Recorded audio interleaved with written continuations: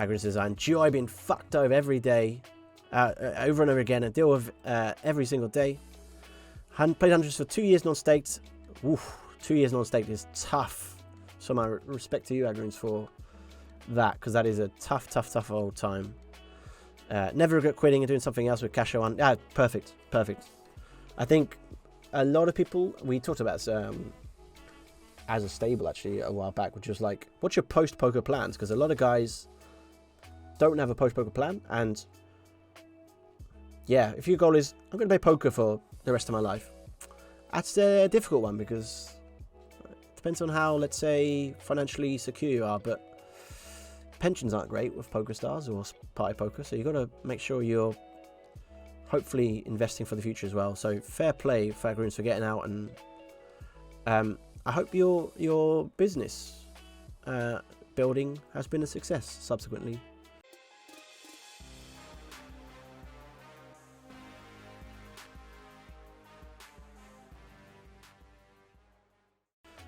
I know quite a few guys who've like left poker and they're like, wow, is it less stressful getting a regular income? They just pay me every month, and you're like, yeah. What's that like? I was like, it's amazing. Like every month they send me thousands of dollars or pounds to my bank account, and I'm like, oh, even if you run good, it doesn't matter how I run, Tom. They just get money in my bank every month.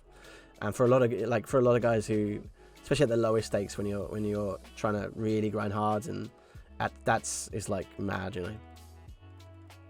As 24 Hours, it says, 24 Hours, you always beat me to the content. I don't think anyone should plan to play poker for the rest of their life. I would agree. Soul to Squeeze says, love the high stakes spin content. Nothing like this out there. Thank you very much, Soul to Squeeze.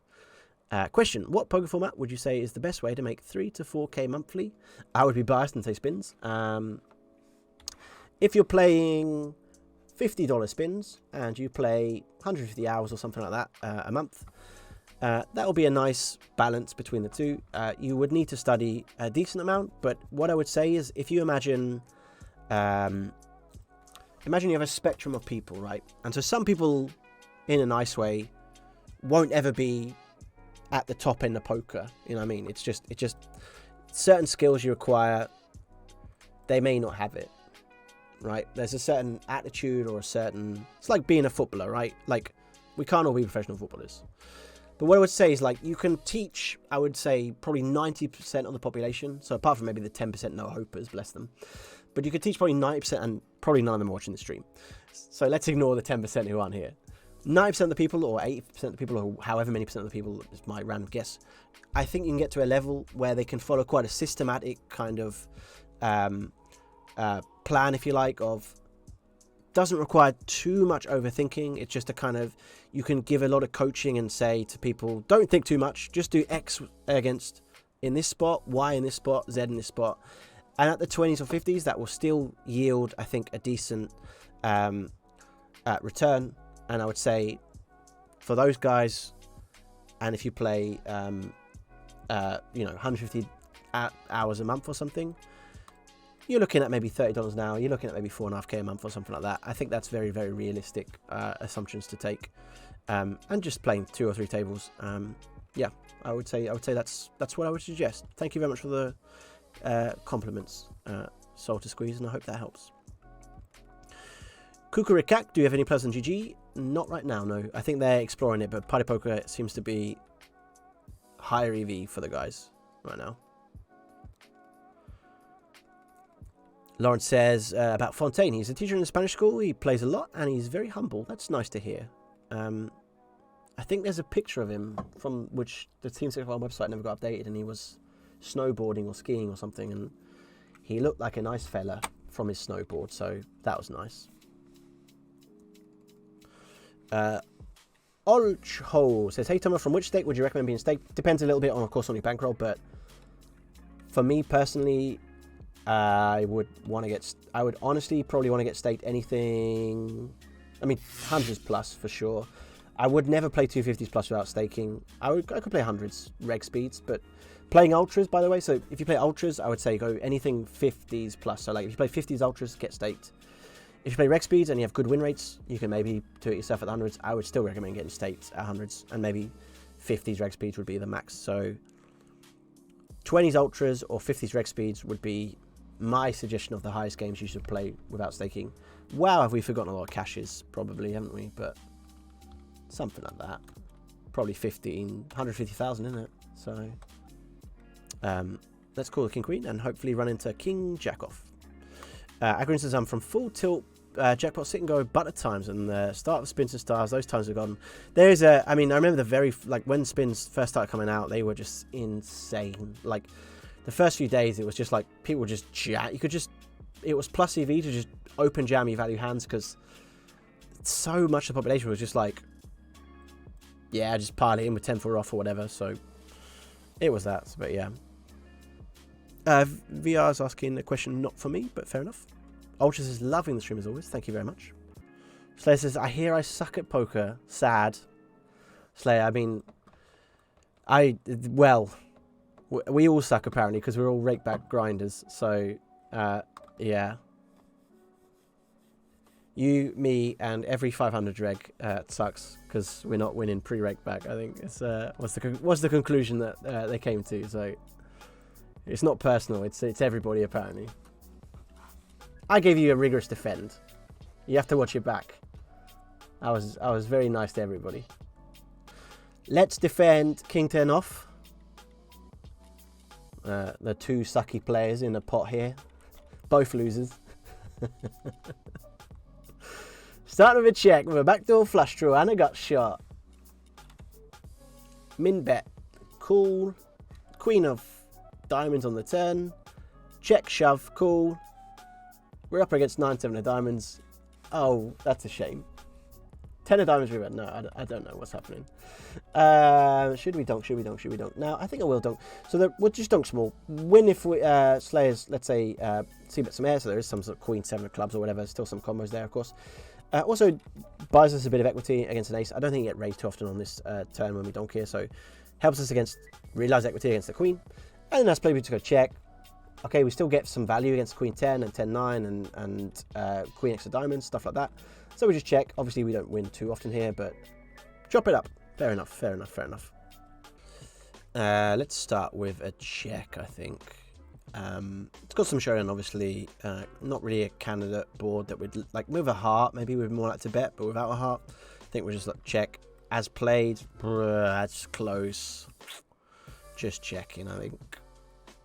It's not gone great, run out. Now it makes it a little interesting, because like if we were up against a 5, for example, we could try and maybe fold a 5. Could also maybe try and make a 3-fold. Question is how many unpaired spade hands. I don't know. I'm tempted to pot, but I'm just gonna check and lose to a 5, which is a shame, because we probably could have. That would have. It worked out. We actually had an interesting bluff opportunity on the river, which we chose not to take, because we're not taking any of the bluffs today. Apparently, it's a 0 bluff day. I've decided today. No bluffs is what we've decided. You want to bluff this hand? Nah, not today. All right, Jack 9-6. I can't even talk anymore. Top pair. That's what we need to say. Ultra says the swings 100s plus must be brutal. Oh, I mean, real money swings are ridiculous. I mean, even today, you can see an example today. Like we went up and down. Like we were down 5k, and now we're not down 5k, but we're still down 1.5k. So I mean, yeah. All right, let's start with a check. Not thrilled about facing a triple. Correct says actually play own rolled average buy around 100, and I don't have any huge bankroll. Why do you think it's better to get stack in? I think 30% the backs take is a lot, and you have to prove yourself worthy to even get that. So of course everything depends. I can't say for sure that it's better to it's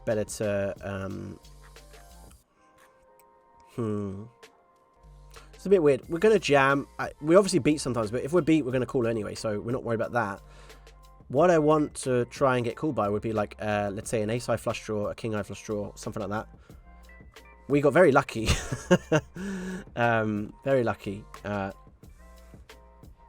at least I think when you donk there, you also get the sort of, oh, fuck's sake. Like, that river card comes and you're sitting there with 2 pair, the counterfeit, you're like, oh god. Then you face a jam, you're like, fuck you know, yeah. And then you call and you're like, oh, it's a chop. Oh, cool. It's all good. It's all good.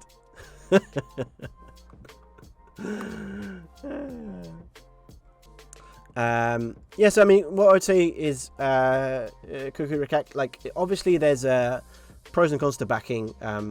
For guys that, if you've got the bankroll and you can play 100s plus and you're happy playing 100s plus, like, cool, no need to get back in the course. Most backing deals will offer, obviously, coaching on top of that. And so, if your win rate's decent at the 100s and you're, like, no need to, obviously, give away part of your percentage profit. For myself, and I can speak for myself and for some others, I was playing the 30s and I ran really badly and I went on a big downswing, and it was really frustrating because I felt like I was better, and let's say I was playing at that point 15s and stuff, and then, you know, I was like 200 binds below EV at the 30s, which was 6k, and I was like, that sucks. Like, I should be, we're just, by the way, how are the blinds 75 on 50? Like, we're just piling in everything. Ooh, we don't want to see those dominated stuff. Well, at least we got in pre and not on the turn. But yeah, for myself, it really unlocked, if you like, the ability to move higher. For some other guys, they may have the bankroll, they may have the determination to do it solo, and that's totally fine as well, of course. So yeah. Rakeback Bros stick together. Appreciate the defense, Tommy. You're welcome, Slayer. You're welcome. Rakeback Bros, we stick together.